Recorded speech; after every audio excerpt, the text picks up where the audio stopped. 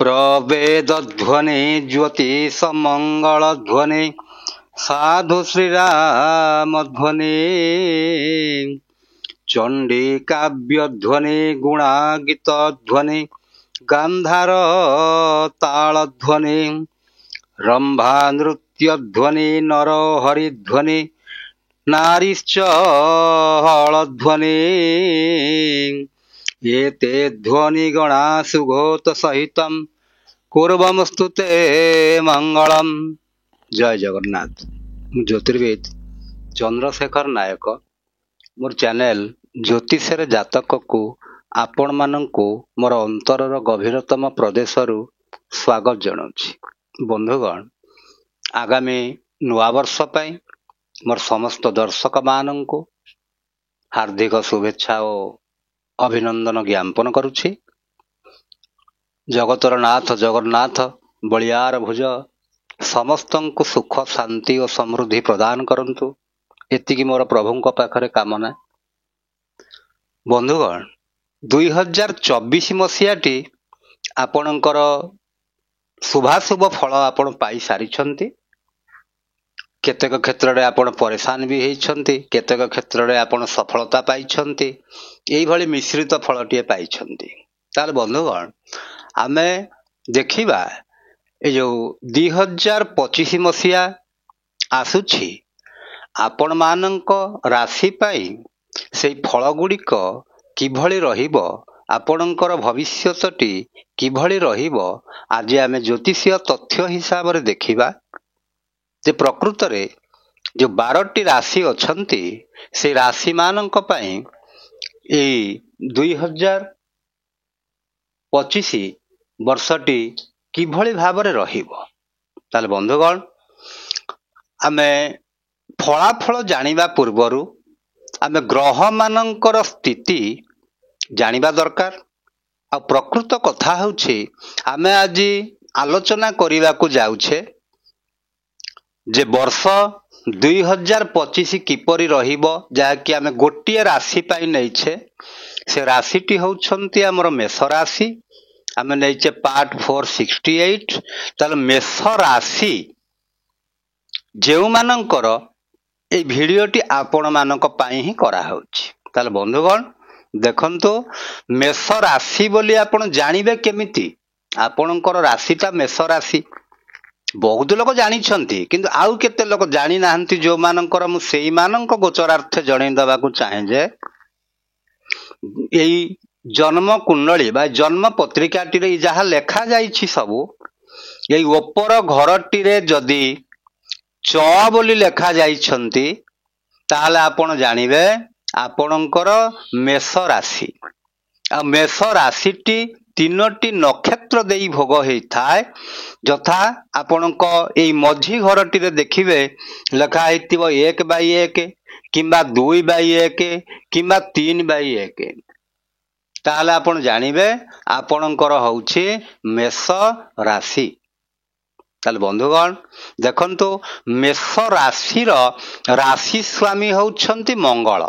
आपण माने जानिछंती मेष राशि आ बिच्छा राशि ये दीटी रो राशि स्वामी होउछंती मंगल।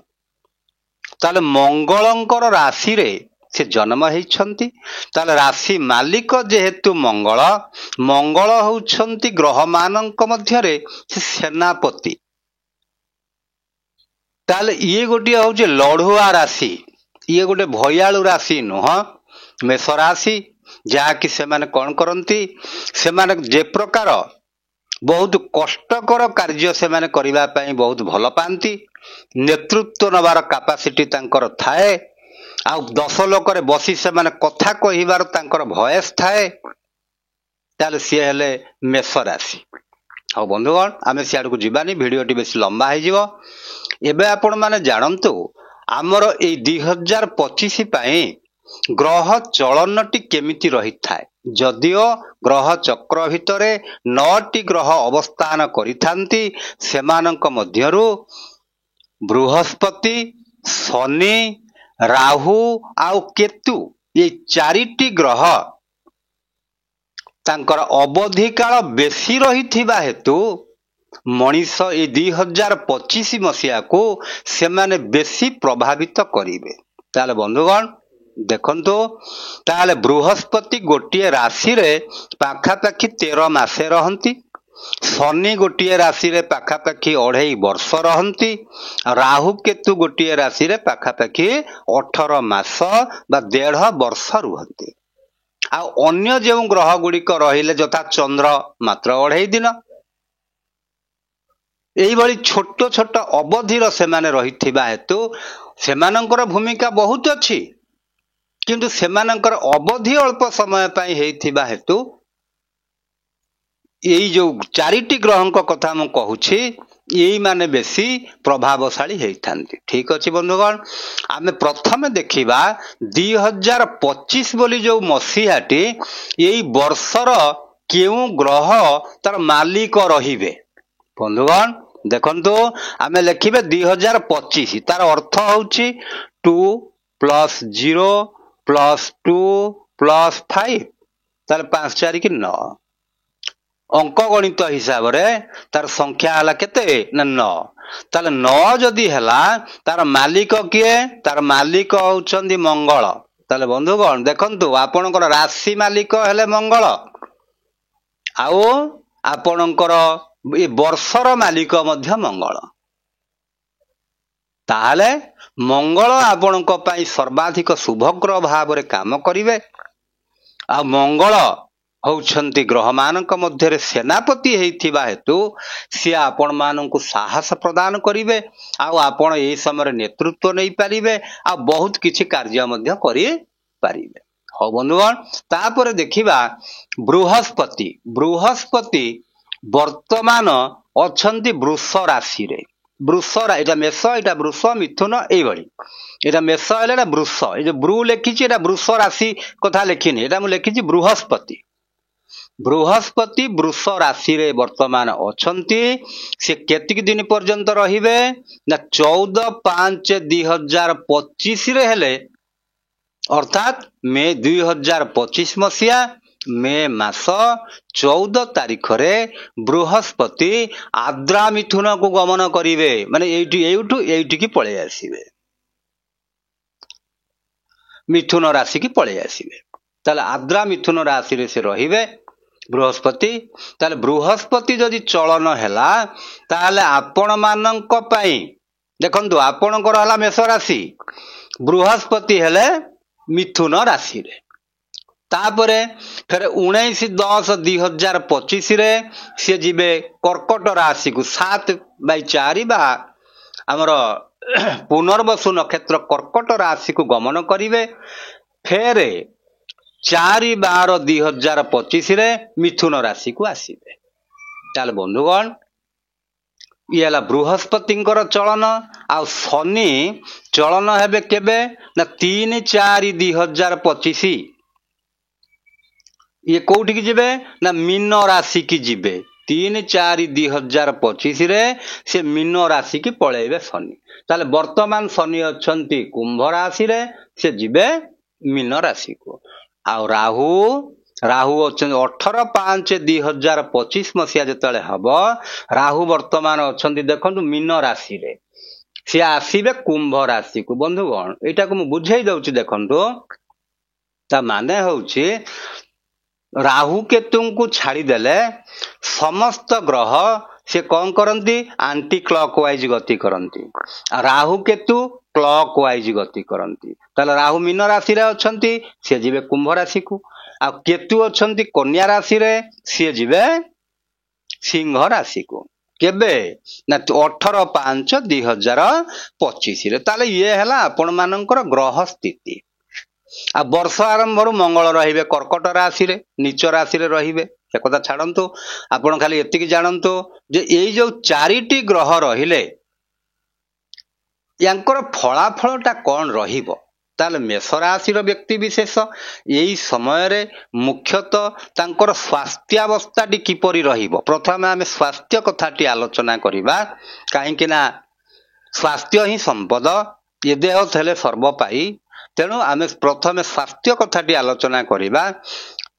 बृहस्पति जेहेतु चलन हेबे 14/5/2025 की बंधुगण आ गोटे क्लियर कर दउची आपन को देखंतु बृहस्पति आसी जिबे मेष राशि पई हेबे तृतीय आ शनि आसी जिबे मेष राशि पई देखंतु एला मेष राशि एठू एठी के आसीबे ता माने हबो द्वादश। अच्छा राहु केते हेबे राहु हेबे एकादश केतु केते हेबे षष्ठ षष्ठ पंचम हेबे केतु केबे ठारू 18/5/2023 रु एबे अछंती राहु 10 सॉरी राहु 12 सी हेबे 11 केतु अछंती 6 सी हेबे 5 शनि अछंती 11 सी हेबे 12 आ बृहस्पति अछंती 2 सी आसी जिबे 3 ताहले बंधुगण देखंतु ताहले मेष राशि जात व्यक्ति माने से माने कौन करिवे ना 14/5/2025 पर्यंत जो समयटी आजि ठारू आरंभ करी यही समयटी रे तांकर स्वास्थ्यावस्था भल रहिबो कारण वर्तमान द्वितीय बृहस्पति चालीचंती फल कौन कहउछंती ना जीवे द्वितीय धन धान्य भोग ताल द्वितीय बृहस्पति हेथिबा हेतु तांकर स्वास्थ्यावस्था मध्य ठीक रहिबो किंतु जेतेबेले बृहस्पति आसी जिबे तृतीय बृहस्पति गोचर रे आसी जिबे सेतेबेले तृतीय च बलिर्बद्ध तेणु तृतीय बृहस्पति हेतु तेणु बंधुगण जो माने मुख्यतः मधुमेह रोग रे पीड़ित अछंती बा जो माने एबे टेस्ट करिसंती जानुछंती जे तांको मधुमेह रोग हेछि बोली तेणु से माने टिके सतर्कता अवलंबन करिवे 14/5/2025 परे आउ आर्थिक स्थिति आपणकर जेहेतु वर्तमान स्ट्रांग अछि तृतीय बृहस्पति आसिले आपण जेकोसी व्यक्ति विशेषण को आपण जदि पैसा पत्र किछि दउछंती कि किछि कारबार सेमति करूछंती आपण सावधानतार सह करिवे नहले से पैसा पत्र को नेकरी आपणकर स्वास्थ्य अवस्था मध्य बिगड़ी जाई पारे तेणु बंधुगण आउ जेहेतु वर्तमान एकादश शनि अछंती शनि चलिबे केबे ना 3/4/2025 पर्यंत यही समयटी आपण मानक पई भल रहिबो आउ तापरे जेतेबेले शनि चलिबे आपणकर शनि सप्ताह माने आरंभ हैला 7.5 जाको कुहा जाए 7.5 आरंभ हबो केबे ठारू ना 3/4/2025 रु आरंभ हबो ताले बंधुगण स्वास्थ्य विषय रे आपण सचेतन रहिबे आउ सेमिति किछि कोनोसी दुसाध्य रोग हेबार संभावना विशेष नाही आ जो माने पुरातन रोगी अछंती से माने जदी चिकित्सा हेबे तांकर स्वास्थ्य मध्य ठीक बैलेंस रे रहिबो आ बंधुगण तापरे देखंतु आमे आलोचना करिबा जेउ पिला छुआ माने पाठ पढुछंती तांकर भविष्य तांकर पाठ पढ़ा संबंध रे किभली भाबरे रहिबो ना ए वर्ष जेहेतु बृहस्पति तांकर द्वितीय बृहस्पति अछंती काना बृहस्पति होउछंती ज्ञानर प्रतीक से ज्ञान प्रदानकारी ग्रह तृतीय बृहस्पति आसिले से आपन को विद्या क्षेत्र रे बहुत परिश्रम करई देबे जोटा कि आपन को पई पॉइंट ऑफ व्यू रहिबो पॉजिटिव रहिबो तृतीय बृहस्पति बृहस्पति रे से अन्य कारण पाई खराब हेई पारंती किंतु शिक्षा पाई जेहेतु आपणकर बृहस्पति राशि ठारू तृतीय हेइछंती आपणकर परिश्रम रो घरे अछंती आपणको से भलो परिश्रम करेबे आपण भलो विद्या अर्जन करि परिबे आ जेउ मानकर आ 14/5/2025 परे आपण टिके शिक्षा क्षेत्र रे सतर्कता अवलंबन करिवे टिके ओभर कॉन्फिडेंस हेबे नाही पाठ ठीक भाबरे पढिबे ताहाले सफलता टिए मध्य पाइबे। अच्छा तापरे बंधुगण देखंतो वृत्ति कथाटी आलोचना करिबा जेउ व्यक्ति माने चाकरी बाकरी करूछंती तांको पई एई समय पर्यंत भल रहिबो किंतु बंधुगण 3/4/2025 जेतले एप्रिल मास आसी जीवो सेई दिन ठारू आपण जे कोनोसी क्षेत्र रे वृत्ति करूछंती टिके एक्स्ट्रा कॉशस हेइकिरी वृत्ति करिवे ता कारणटी आपणकर शनि सप्ताह आरंभ होउछंती 7.5 आपणकर आरंभ होउछंती आ जेउ मानक जाता किंतु एतिकी बंधुगण मने रखंतु मेष राशि पई शनि ग्रह सेति की क्षतिकारक नुहंती कारण से होउछंती दशम आ एकादश घरर माने मालिक ତେଣୁ ଦଶମ ଏକାଦଶ ଘରର ମାଲିକ ହେଇଥିବା ହେତୁ ସିଏ ହଉଛନ୍ତି ମେଷ ରାଶି ପାଇଁ ଗୋଟେ ସମଗ୍ରହ। ଆଉ ଶନି ହଉଛନ୍ତି କର୍ମକ୍ଷେତ୍ରର ଗ୍ରହ। ଆଉ 7.5 ଯୋଉ ଆସିବ ତାକୁ ଲୋକମାନେ ସାଧାରଣତଃ ଭୟଭୀତ ହେଇଯାନ୍ତି, ନାଇଁ ଶନି 7.5 ଆସିଗଲା ଆମର ବହୁତ କ୍ଷତି ହେଇଯିବ। ବନ୍ଧୁଗଣ, ମୋଟେ କ୍ଷତି ହବ ନାହିଁ। ଏତିକି ଖାଲି ଆପଣ ବୁଝନ୍ତୁ, ଆପଣ ଯେତିକି ପରିଶ୍ରମଟି କରୁଛନ୍ତି ତାଠାରୁ ପରିଶ୍ରମଟି ଜ୍ୟାଦା ହବ। ଆଚ୍ଛା ବନ୍ଧୁଗଣ, ବିଚାର କରନ୍ତୁ, ଯିଏ ବ୍ୟକ୍ତି ପରିଶ୍ରମ ଅଧିକା କରନ୍ତି ତାହେଲେ ସେଇଟା କଣ ଗୋଟେ ଖରାପ କଥା କି? ନିଶ୍ଚିତ ଭାବରେ ଭଲ କଥା। ଆପଣ ସବୁ ପ୍ରକାର ସ୍କିଲ୍ ଶିଖିବେ, ସବୁ ପ୍ରକାର ଜିନିଷ ଆପଣ ଶିକ୍ଷା କରିବେ, ତେଣୁ ସେ ମଧ୍ୟ ଆପଣଙ୍କ ପାଇଁ ସେ ଜିନିଷଟି ଭଲ ରହିବ। ଆଉ ଯେଉଁମାନେ ବ୍ୟବସାୟ କରୁଛନ୍ତି, ବ୍ୟବସାୟୀ ମାନେ ଏକ୍ସଟ୍ରା ସତର୍କତା ଅବଲମ୍ବନ କରିବେ। କୌଣସି ଲୋକକୁ ଠକିବାକୁ କେବେ ଚେଷ୍ଟା କରିବେ ନାହିଁ। ଯଦି ଠକିବେ ଶନି ତାଙ୍କୁ ଉପଯୁକ୍ତ ଦଣ୍ଡଟିଏ ଦେଇଦେବେ। ତେଣୁ ବନ୍ଧୁଗଣ, ବ୍ୟବସାୟୀ ମାନେ ଉପଯୁକ୍ତ ସତର୍କତା ଅବଲମ୍ବନ କରିବେ। ଆଉ ମୁଖ୍ୟ କଥା ହେଉଛି, ଦେଖନ୍ତୁ, ଯେଉଁମାନେ ବିବାହୋତ୍ସୁକ ଅଛନ୍ତି, ଯେଉଁ ଯୁବକ ଯୁବତୀ ମାନେ ମେଷ ରାଶିର ବାହାଘର ହେବା ପାଇଁ ସେମାନେ ବାହା ହେବାକୁ ଚାହୁଁଛନ୍ତି, ଏଇ ସମୟ ଭିତରେ ସେମାନେ ବାହାଘର ହେଇପାରିବେ 14/5/2025 ମଧ୍ୟରେ। କାହିଁକି ନା ତାପରେ ଆଉ ତାଙ୍କର ଗୁରୁ ଶୁଦ୍ଧି ଆସିବନି, ତୃତୀୟ ବୃହସ୍ପତି ହେଇଯିବେ। ଆବଶ୍ୟକ ସ୍ଥଳେ ପ୍ରତିକାର କରିକି ବାହାଘରଟି କରିହେବ, କିନ୍ତୁ ଚତୁର୍ଥ ବୃହସ୍ପତିରେ ବାହାଘରଟି କରିହୁଏ ନାହିଁ। ଆଚ୍ଛା, ତାପରେ ବନ୍ଧୁଗଣ ଦେଖନ୍ତୁ, ଦାମ୍ପତ୍ୟ ଜୀବନଟି କେମିତି ରହିବ ନା ମେଷ ରାଶିର ବ୍ୟକ୍ତି ବିଶେଷଙ୍କର ଦାମ୍ପତ୍ୟ ଜୀବନଟି ସୁଖମୟ ହବ।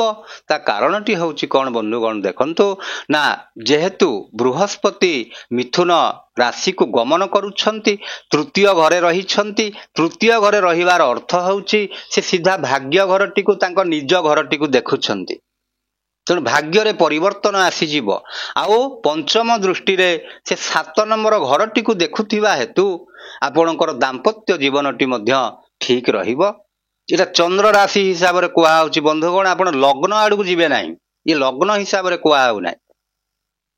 ଆଉ କିନ୍ତୁ ରାହୁ ଯେହେତୁ ଦେଖୁଛନ୍ତି ଏବେ କେତେ ଦିନ ପର୍ଯ୍ୟନ୍ତ ନା 18/5/2025 ପର୍ଯ୍ୟନ୍ତ ଟିକେ ଦାମ୍ପତ୍ୟ ଜୀବନରେ ଆପଣ ତାମାନେ ମିଥ୍ୟା କହିବେ ନାହିଁ କି କୌଣସି ପ୍ରକାର ଅପ୍ରୀତିକର କାର୍ଯ୍ୟ କରିବେ ନାହିଁ, ବିଶ୍ୱାସ ହରେଇବେ ନାହିଁ। ତା ଅର୍ଥ ହେଉଛି ଏଇଆ। ଆଉ ରାହୁ ଯେତେବେଳେ 6ଠ ସ୍ଥାନକୁ ପଳେଇ ଯିବେ ସେତେବେଳେ ଆପଣଙ୍କର ଦାମ୍ପତ୍ୟ ଜୀବନଟି ସୁଖମୟ ହବ। କାହିଁକି ନା ସିଏ କଣ କରିବେ, ଯେତେବେଳେ ଏଠିକି ପଳେଇ ଆସିବେ ଏକାଦଶ ଘରଟିକୁ, ସିଏ କଣ କରିବେ ନା ଆପଣଙ୍କର ଦାମ୍ପତ୍ୟ ଜୀବନ ବା ଦାମ୍ପତ୍ୟ ଘରଟିକୁ ଯେହେତୁ ଦେଖୁଛନ୍ତି, ତେଣୁ ଆପଣ ପରସ୍ପର ୱାଇଫ ହଜବ୍ୟାଣ୍ଡ ପରସ୍ପର ଆପଣଙ୍କର ତାମାନେ ବିଶ୍ୱାସ ହରେଇବାକୁ କେବେ ଚେଷ୍ଟା କରିବେ ନାହିଁ। କାହିଁକିନା ରାହୁ ହଉଛନ୍ତି ଗୋଟେ ବିଚ୍ଛେଦାତ୍ମକ ଗ୍ରହ। କିନ୍ତୁ ଏତିକି, ବୃହସ୍ପତି ଯେହେତୁ ଦେଖିବେ 7ମ ବା ସ୍ତ୍ରୀ ଘରଟିକୁ, ତାହେଲେ ଆଉ କୌଣସି ପ୍ରକାର ଅସୁବିଧାଟିଏ ଆପଣଙ୍କର ହବ ନାହିଁ। ଆଚ୍ଛା, ତାପରେ ଆମେ ଯଦି ବିଚାର କରିବା ଗୃହିଣୀ ମାନଙ୍କ କଥା, ଯେଉଁମାନେ ହାଉସ ୱାଇଫ ଅଛନ୍ତି ସେମାନେ ଏ ବର୍ଷ ଟିକେ କାର୍ଯ୍ୟ ବ୍ୟସ୍ତ ରହିବେ। ଆଉ ତାଙ୍କ ଘରେ କିଛି ମାଙ୍ଗଳିକ କାର୍ଯ୍ୟରେ ମଧ୍ୟ ସେମାନେ ବହୁତ ସହଯୋଗ କରିବେ। ଆଉ ଘରର ଉନ୍ନତିରେ ମୁଖ୍ୟତଃ ସେମାନେ ଉପକାର ସାବ୍ୟସ୍ତ ହେବେ। ଆଉ ତାଙ୍କର ସନ୍ତାନ ମାନେ ମଧ୍ୟ ତାଙ୍କୁ ଠିକ ଭାବରେ ସ୍ନେହ ଶ୍ରଦ୍ଧା ଇତ୍ୟାଦି ଉପଜେଇବାରେ ସାହାଯ୍ୟ କରିବେ। ତେଣୁ ବନ୍ଧୁଗଣ ଦେଖନ୍ତୁ, ରାହୁ ଆଉ କେତୁ ଆଉ ଶନି, ଏ 3ଟି ଗ୍ରହ ହେଲେ ପାପ ଗ୍ରହ। ତେଣୁ ଯେଉଁମାନଙ୍କ ଜାତକରେ ଲଗ୍ନ କୁଣ୍ଡଳୀ ହିସାବରେ କହୁଛି, ଯେଉଁମାନଙ୍କ ଜାତକରେ ଲଗ୍ନଟି ହେଇଥିବେ ଆମର ଶନିଙ୍କର ଲଗ୍ନ, ବୁଧଙ୍କର ଲଗ୍ନ, ଶୁକ୍ରଙ୍କର ଲଗ୍ନ, ଏଇ 6ଟି ଲଗ୍ନ। କୋଉ ଲଗ୍ନ? ମିଥୁନ, ବୃଷ ମିଥୁନ, କନ୍ୟା ତୁଳା, ମକର ଶନି। ଏଇ ଲଗ୍ନ ଗୁଡ଼ିକରେ ରାହୁ କେତୁ ଯୋଗକାରକ ଭଳି କାମ କରନ୍ତି। ତେଣୁ ସେମାନଙ୍କ ପାଇଁ ଆପଣ ଯଦି ରାହୁ ଆପଣଙ୍କର କିଛି କ୍ଷତି କରୁଛନ୍ତି କି ଶନି କ୍ଷତି କରୁଛନ୍ତି, ଆପଣ ଗରିବ ଲୋକମାନଙ୍କୁ ଖାଇବାକୁ ଦେଇପାରିବେ, ତାଙ୍କୁ କିଛି ଆପଣ ଦୟା ଦେଖେଇ ପାରିବେ, ତାଙ୍କୁ ଆପଣ ସାହାଯ୍ୟ କରିପାରିବେ। ଆଉ ବନ୍ଧୁଗଣ ମନେ ରଖିଥିବେ, କେବେ ହେଲେ ଗରିବ ଲୋକମାନଙ୍କୁ କି ଯେଉଁମାନେ ଭିକ୍ଷାକାରୀ ଲୋକମାନେ ଅଛନ୍ତି ତାଙ୍କୁ କେବେ ହଇରାଣ ହରକତ କରିବେ ନାହିଁ, ତାଙ୍କ ପ୍ରତି କେବେ ଅସମ୍ମାନ ପୋଷଣ କରିବେ ନାହିଁ। ତେଣୁ ବନ୍ଧୁଗଣ ମୋଟାମୋଟି ହିସାବରେ ଏ ବର୍ଷଟି ଆପଣମାନଙ୍କ ପାଇଁ ଠିକ୍ ରହିବ। କିନ୍ତୁ ମୁଖ୍ୟତଃ ଯେତେବେଳେ ଶନି ଚଳନ ହେବେ 3-4-2025ରେ ସେତେବେଳକୁ ଆପଣ ଟିକେ କସସ୍ ହେଇକିରି ଚଳିବାକୁ ଚେଷ୍ଟା କରିବେ ବନ୍ଧୁଗଣ। କାହାରିକି ଠକିବାକୁ କେବେ ଚେଷ୍ଟା କରିବେ ନାହିଁ। ଆଉ ଯଦି ଆପଣଙ୍କର କିଛି ପଇସା ପତ୍ର କୋଉଠି ଫସିକରି ରହିଛି ଆପଣ ନିଶ୍ଚିତ ଭାବରେ ପାଇଯିବେ, ସେଥିରେ ଆପଣ କେବେ ହେଲେ ମନ ଦୁଃଖ କରନ୍ତୁ ନାହିଁ। ଆଉ ଯଦି କାହାକୁ ଦବା ପାଇଁ ଚାହୁଁଛନ୍ତି ଆପଣ ଏଇ ମାର୍ଚ୍ଚ ବା ଏପ୍ରିଲ 3 ତାରିଖ ଭିତରେ ଯାହା ଦେଇପାରିଥିବେ।